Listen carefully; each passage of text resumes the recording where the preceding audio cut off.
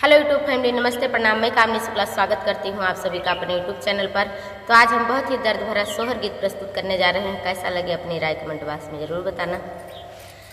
कोही कहीं देहौ रामा दुई चारी, कोही कहीं सत पाँच, कोही कहीं सत पाँच हो रामा। कोही घर फेरवो ना की हौ तो तिहा कई कवन गति, तिहा कई कवन गति हो।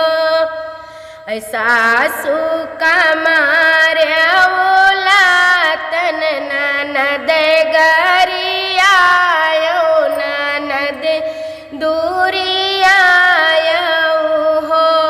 बहुहर जठवा कैरऊं देव पगड़िया, वाहई राम मचले, वाहई राम मचले है हो।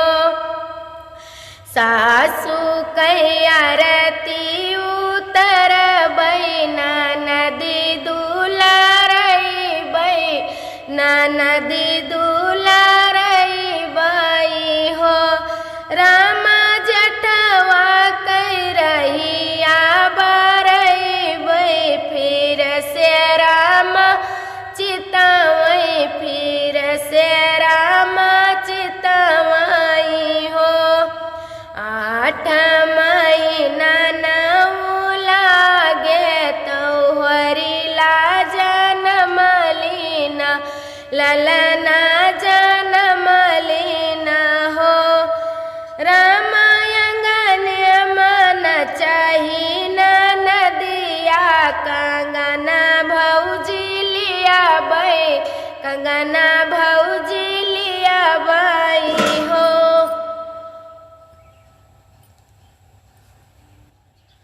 कि तोहरे बाबा कई गड़ावा, कि भैया तोरा मोलकीना, भैया तोरा मोलकीना हो। ननदी कंगना तो हमारे नैहर कई, कंगना नहीं दिया बई, कंगना नहीं दिया बई हो।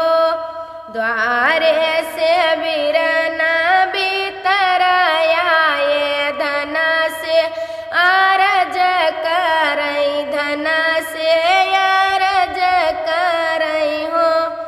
रानी दाई डारो हाथे कई कंगनवा, बहिनी मान राखो, बहिनी मान राखो हो।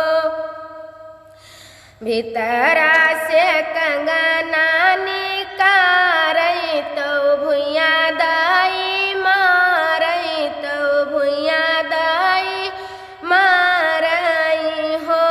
ननदी पहिरऊ ना हमारा कंगनवा, सावती बानी बैठो, सवती बानी बैठो हो।